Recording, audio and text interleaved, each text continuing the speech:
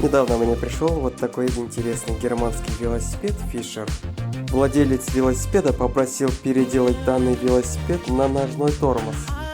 В итоге я убрал все детали, которые были ненужными.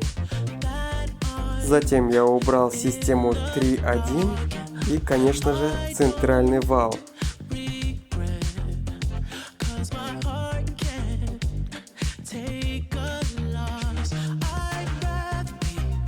Затем я убрал шестеренку 3.1, а затем и центральный вал, заменив его на более другие варианты.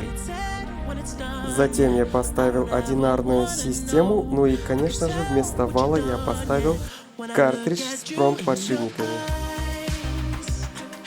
На заднее колесо я переспицевал аппарат ножного торможения и установил на велосипед.